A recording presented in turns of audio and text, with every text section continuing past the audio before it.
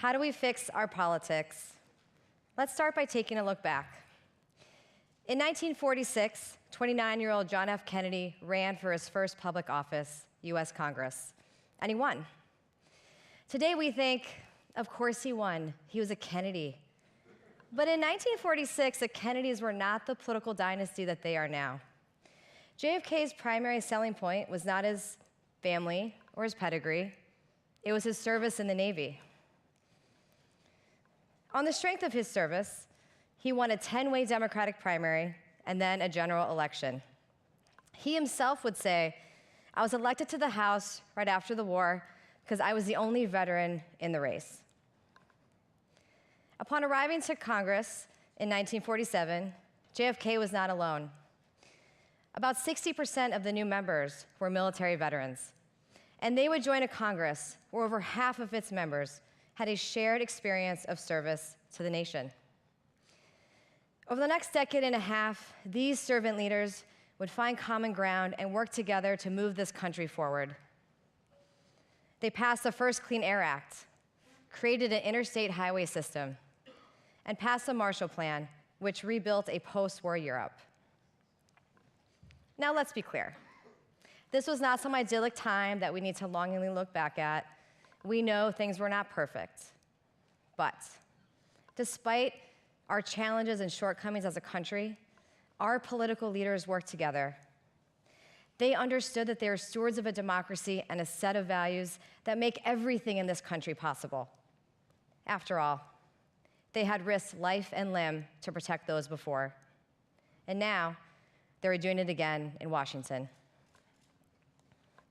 So after 15 years, since a young Navy veteran was elected to Congress, he ascended to the presidency and inserted a new ethic in his inaugural address, a concept that service a country was not just for wartime, but could be a common creed among all citizens in peacetime as well. We all know the line, even today. Ask not what your country can do for you. Ask what you can do for your country.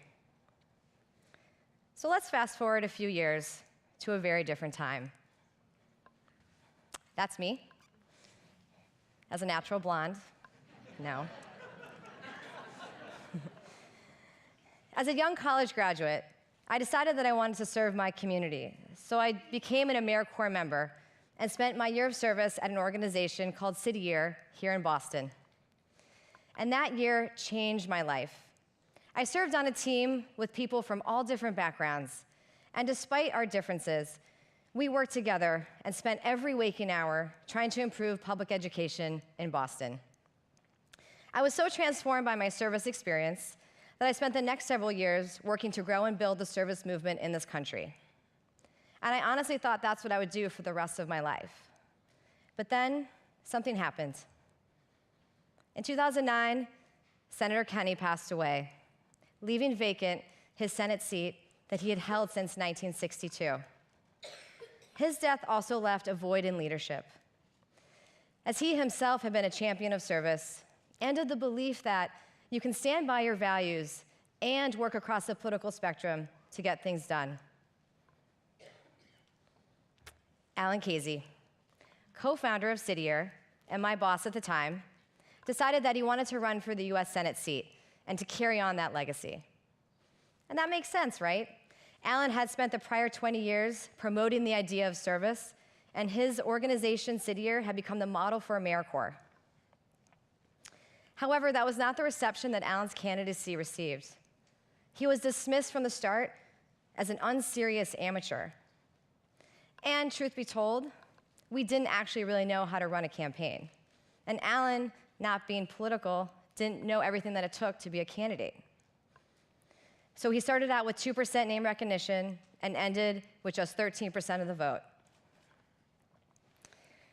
Working on Alan's campaign was my first time into politics, and it blew my mind. And I learned two very important but tough lessons about modern politics. First, our political system has significant barriers to entry that prevent even the most talented and transformative leaders from successfully running for office. It is really counterintuitive and difficult to figure out. Second, our political culture is toxic and very cynical, and oftentimes drives away the service-oriented leaders that we need the most. So it's no wonder then that less than 20% of Congress has service backgrounds, the lowest in our nation's history. We have a Congress, and to be honest, an entire body of politics that is paralyzed by partisanship and political norms that push us into our corners rather than bringing our leaders together at the negotiating table. So, I was so transformed and inspired by this experience on Alan's campaign that I decided to address this servant leadership deficit in our politics. So I founded an organization called New Politics. Our vision is to bring a new generation of leadership into politics by helping promising service veterans run for public office. We believe that these leaders can reinvigorate democracy, and we think that recruiting them and setting them up for success is the single most important thing we can do to transform our politics. We will bring the talent to where it is most needed. Because here's the thing. The lack of political leadership in this country is not due to a lack of leaders. We know exactly where they are. AmeriCorps, Peace Corps, and the military graduate some of the most talented and transformative leaders this country has ever produced. But they are not running for office, and we need to fix that.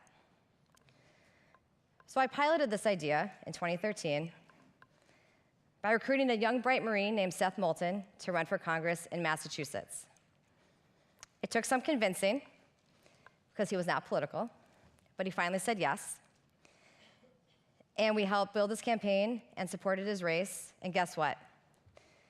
He challenged an 18-year Democratic incumbent, and he won. And we see the difference in Congress. Seth is a real servant leader. And in a short time in Washington, we see the impact already. Last year, 1,500 bills were introduced into Congress. Only 82 were signed into law. Of the 82, only 11 were authored by Democrats. 2 of those 11 were authored by Seth. And he is ranked at one of the top 10% bipartisan members of Congress. However, we don't think servant leadership is a partisan issue.